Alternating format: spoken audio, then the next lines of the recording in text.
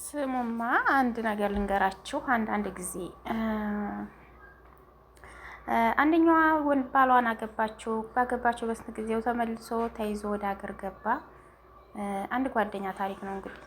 ተይዞ ወደ ሀገር ገባ። አገር ገባና ደግሞ በሁለት ወሩ በገባ ደግሞ መልሳ አመጣችው። ያም ደግሞ ወደ 12,000 ሪያል ምናምን ጨረሰ።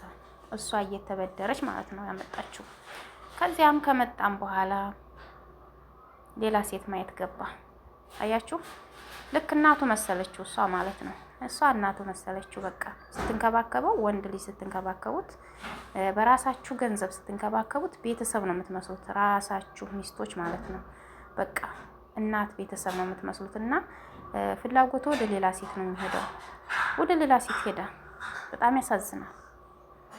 ሁለተኛዋ አሁን ያያችሁት ቪዲዮ የአንድ እህታችን ደግሞ ቀለበት ነበረ። እንደዚህ በዚያ መልኩ ተደርጎላት ራሷን ነው የምትድረው ማለት ነው። እያንዳንድሽ ሳኡዲ ላይ ያላችሁ ሴቶች ማለት ነው፣ የመዳም ቅመሞች ተው፣ ራሳችሁን አትዳሩ። ግን ተው፣ ይቆጫችኋል።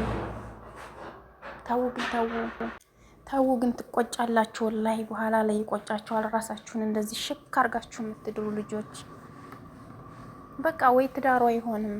የ2 ወር የ3 ወር ትዳር ነው። ግፋ ቢል ዓመት የ2 ዓመት ትዳር ነው። በቃ በኋላ ግን ታለቅሻለሽ ሚዲያ ላይ ይሄን አክል አውጥቼ ምናምን ታያለሽ። ይችኛዋ ጓደኛ እንግዲህ 12,000 ሪያል ከፍላ አንጥተው እሱ ሌላ ሴት ተመለከተው ወደ ሌላ ሴት ገሸሽ አለ ማለት ነው። እሷ እዳዋን ከፍላ አልጨረሰችም። አያሳዝንም? ግን እሱ የመጣበትን እዳ ግን እሷ ከፍላ አልጨረሰችም ገና። እንደዚህ አይነት ወንዶችን እንደው ድምጣችሁን ያጥፋው ነው የሚባለው። ምን ይባላል? ከምር ወላሂ እንደው ድምጣችሁ ይጥፋ መባል የሚያንሳቸዋል። ሴት ልጅ በዚያ መልኩ መከራዋን እያየች አረብ ቤት ስንት መከራ እያየን እንደምንሰራ ሁላችንም እናውቀዋለን። እና ይሄንን ያክል የሴት ልጅ ግፍ በሴት ልጅ ላይ ግፍ የምትሉ ማለት ነው፣ በሴት ትከሻ የምትታከኩ ወንዶች ባለየ ናችሁ፣ ወላሂ ባለየ ናችሁ። እሺ ይሄን ሁሉ መስዋዕትነት ከፍላልህ ስትጋቡ እሷ ናት ወጪውን የቻለችው። አንተ ምንም አይነት ወጪ የለህም። ብትገዛ ቀለበት ነው፣ ከዚያ በላይ ብዙም አትገዛም። ሌላም ጌጣጌጦች ወርቅ ወይ 5,000 ወይ 4,000 ሪያል 5,000 6,000 ሪያል እንኳን ብትሰጥ ያችን ተዟዙረ ትቀበላታለህ፣ እየሰራህ ማለት ነው። እየሰራች ወይ ተሰው ተበድረህ ነው የገዛኸው። ያንን ለመክፈል ግን ትቀበላታለህ ዞራ።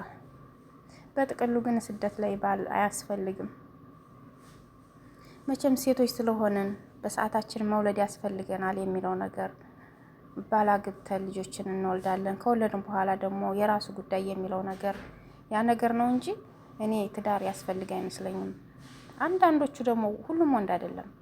አንዳንዱ ወንድ ደግሞ ሚስቱን ተንከባክበው የሚይዝ በተለይ ሙቂሞች ማለት ነው፣ ቤት ውስጥ ቁጭ አድርገው ልጆቻቸውን እያሳደጉ የያዙም ወንዶች አሉ።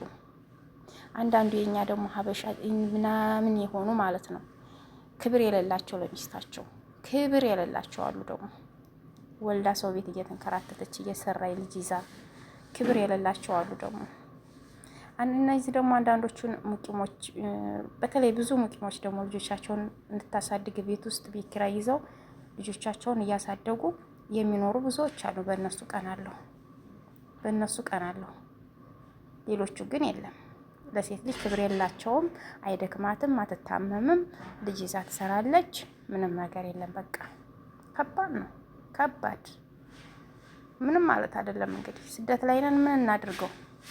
ግዴታ ደግሞ ሴት ልጅ በእድሜዋ ነው መንቀሳቀስ ያለባት። ማግባትም ሆነ መውለድ በጊዜዋ ነው። ምንም ይደረግ አታጉም አይባልም። ደግሞ ሁሉም ወንድ አንድ አይደለም። ይሄንን ጥገኛ ወንድን አላህ ያሽሽልን። ሌላ